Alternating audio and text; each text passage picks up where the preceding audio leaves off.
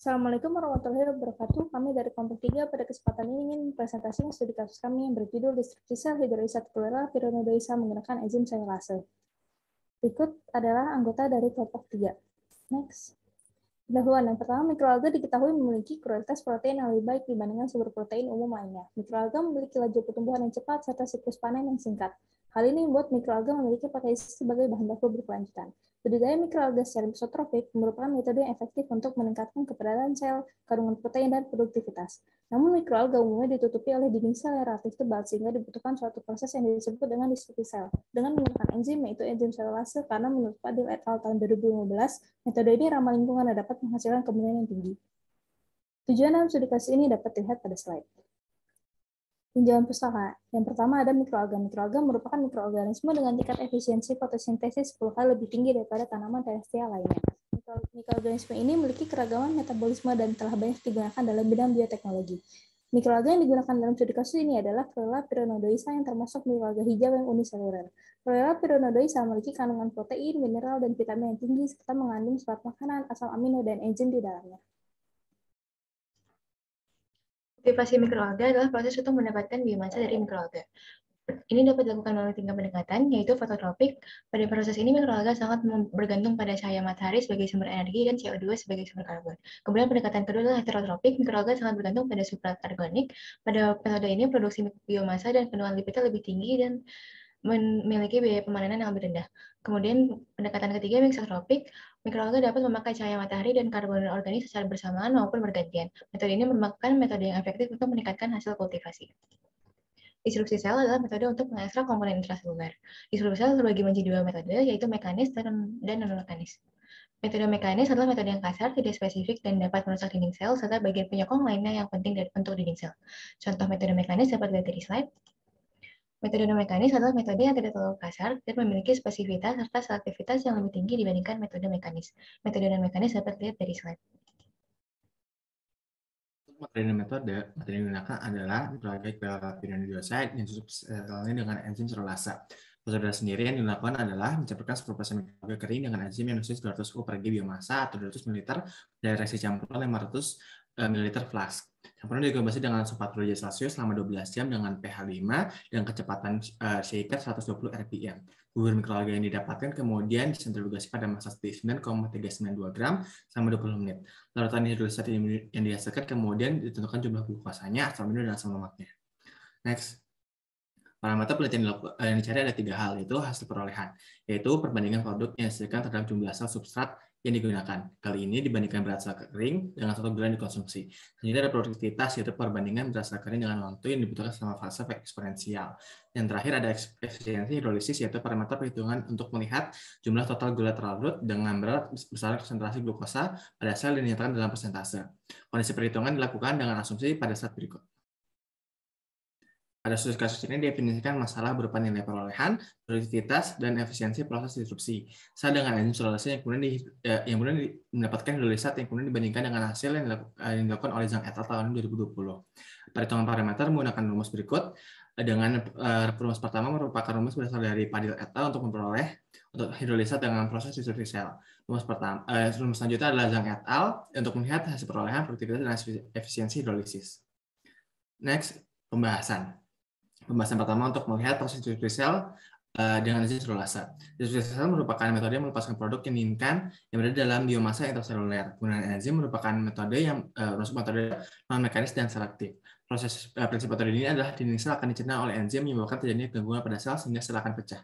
Namun terdapat kekurangan, yaitu dibutuhkan biaya yang besar untuk membeli enzim sehingga metode ini kurang cocok untuk skala besar. Metode ini merupakan metode menggunakan enzim selulase, di mana selulase terdiri dari endoglukanase dan isoglukanase. Enzim selulase menggunakan substrat selulase merupakan polisakarida yang banyak pada tumbuhan, sehingga selulase ini akan katalisis reaksi hidrolisis selulosa.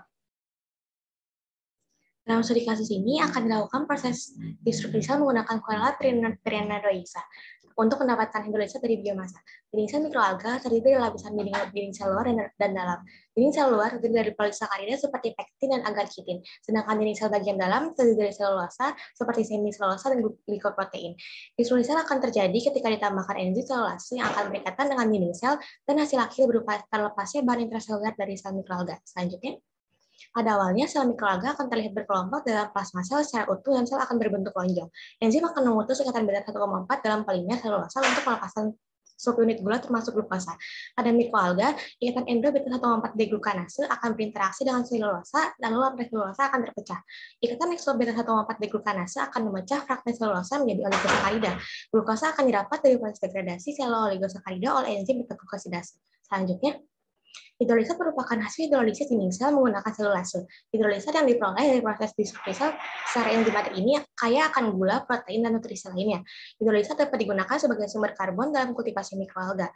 Pada studi kasus ini, disrupsi sel yang dilakukan dengan enzim sebanyak 200 per gram biomasa dan konsentrasi mikroalga sebesar 10 gram per liter pada pH 5 serta temperatur 40 Celcius selama 12 jam akan dihasilkan hidrolisat yang dihitung dalam perolehan gula sebesar 9,02 gram per liter, protein sebesar 3,67 gram per liter, dan asam amino sebesar 0,02 gram per liter. Berdasarkan perhitungan, dapat diketahui proses gula dalam hidrolisat yang diperoleh adalah sebesar 90,2%. Selanjutnya, disrupsi sel menggunakan enzim dapat dipengaruhi oleh beberapa faktor termasuk konsentrasi enzim, pH, dan suhu. Konsentrasi enzim yang meningkat serta waktu proses yang bertambah dapat meningkatkan perolehan. Berkaitan dengan pH, pada proses disrupsi sel menggunakan enzim terdapat pH optimum yang dapat mempengaruhi hasil. Apabila pH tidak optimum, maka interaksi antara si aktif enzim dan substrat akan terganggu sehingga perolehan yang didapatkan akan lebih sedikit. Disrupsi sel menggunakan enzim juga dipengaruhi oleh suhu. Aktivitas enzim meningkat seiring meningkatnya suhu proses sehingga batas suhu optimumnya. Apabila suhu proses melebihi suhu optimum, akan terjadi denaturasi pada enzim. Selanjutnya, proses produksi hidrolisat memiliki persentase efisiensi sebesar 52,1%. Nilai ini didapat dari membagi total gula terlarut dengan kandungan gula di sel biomasa kering dengan asumsi bahwa gula seluruhnya merupakan karbohidrat. Nilai efisiensi hidrolisis ini berguna untuk mengetahui jumlah gula terlarut dalam suatu reaksi hidrolisis. Apabila nilai efisiensi tinggi, maka akan lebih banyak hidrolisat yang dihasilkan. Menurut Narendra et al. Tahun 2016, jika terdapat zat yang bisa menghambat atau menurunkan efisiensi dari hidrolisis ini, akan diproduksi gula dengan konsentrasi yang rendah. Selanjutnya, terkait dengan pemanfaatan hidrolisat dalam kultivasi mikroalga. Hidrolisat hasil hidrolisis digunakan kembali sebagai sumber karbon dalam kultivasi mikroalga. Efek hidrolisat yang dihasilkan dapat diketahui dengan menghitung perolehan dan produktivitas mikroalga. Perolehan sendiri adalah nilai berat kering sel akhir dibagi dengan total gula yang dikonsumsi pada awal fase stasioner, yang didapatkan sebesar 0,95 gram per gram. Untuk produktivitas sendiri dapat didefinisikan sebagai nilai berat kering sel akhir dibagi waktu budidaya akhir pada awal fase stasioner, yang didapatkan sebesar 0,721 gram per liter hari. Hasil perhitungan ini cukup mendekati dengan nilai perolehan dan produktivitas dari jurnal acuan, di mana berdasarkan tabel dapat dilihat bahwa pada penelitian Zhang et al. Tahun 2020, perolehan budidaya mikroalga Chlorella pyrenodosa menggunakan hidrolisat adalah 0,95 gram per gram dan produktivitasnya adalah 0,71 gram per liter hari. Selisih sebesar 0,1 antara hasil perhitungan dengan penelitian Zhang et al. Tahun 2020 dapat disebabkan oleh data perhitungan yang tidak akurat, karena dalam hal ini data yang digunakan berasal dari grafik yang kita plot menggunakan aplikasi web plot digitizer. Selanjutnya, terlihat pada slide sebelumnya bahwa nutrisi yang didapatkan begitu berlimpah dan nilai efisien meningkatkan proses dari kultivasi mikroalga. Asam lemak dan protein didapatkan memiliki kandungan degree of unsaturation yang lebih sedikit dengan peningkatan nilai asam amino esensial yang menandakan hidrolisat merupakan sumber karbon terpercaya untuk kebutuhan kultivasi mikroalga mixotropik. Selain itu, sumber karbon tersebut juga baik untuk kultivasi mikroba penghasil protein untuk pakan ternak maupun nutrisi untuk makanan manusia. Next. Untuk kesimpulannya, perhitungan menggunakan persamaan perolehan dan produktivitas menghasilkan nilai persentase perolehan untuk hidrolisat, efisiensi hidrolisis, perolehan untuk biomasa mikroalga, dan produktivitas mikroalga sebesar 90,2%, 52,1%, 0,95 gram per gram, dan 0,721454 gram per liter hari. Next, berikut ada beberapa daftar pustaka yang kami gunakan dalam studi kasus ini. Sekian presentasi dari kami, terima kasih. Wassalamualaikum warahmatullahi wabarakatuh.